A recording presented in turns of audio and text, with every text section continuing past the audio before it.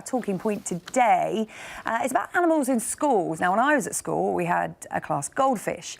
Some have mice, hamsters, rabbits, etc. But there is one school in Leeds, a primary school, that has a couple of young pigs, and they're being reared this school year at a mini farmyard. But at the end of this school year, the pigs are going to be slaughtered. I would commend the headmaster for addressing these issues and allowing the kids to think about it.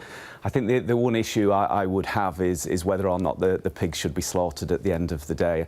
I have a suggestion actually, and that is to ask the children what they would think. And you know, if the children were educated about the conditions in slaughterhouses, for example, and maybe shown some footage of what happens, and then conversely, maybe the children were taken to an animal sanctuary and experienced, you know, and met pigs that have actually been rescued from these conditions. And put it out to a vote. I'm pretty sure that the children would support, you know, they're probably voting for veggie burgers, I reckon. Yeah, it's interesting, Matthew. This is the generation that we are told is going to save the planet. Our generation has destroyed it, is destroying it. You know, we're seeing young people becoming activists at an earlier age. We've got school children walking out on a Friday, you know, to protest against global warming.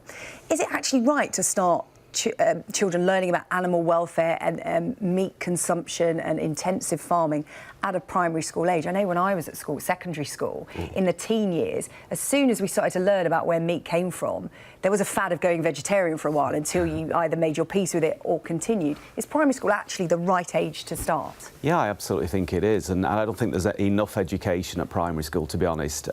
Myself, when I was that age, my family were butchers and meat traders, so I spent time in a slaughterhouse as a child and a lot of time in butchers' shops, and that helped shape who I've become as an adult. So I think a lot of children don't get that experience. You know, families will take their children strawberry picking, but they don't take them to factory farms. In fact, they wouldn't even be allowed in factory farms on a lot of occasions, I would suggest. So a lot of children are born with kindness and compassion, and we sort of drill that out of them through the process. And so I think, you know, it's difficult because it could be upsetting seeing some of the realities. So it's a tricky subject, but I think certainly would encourage more education of children of the realities.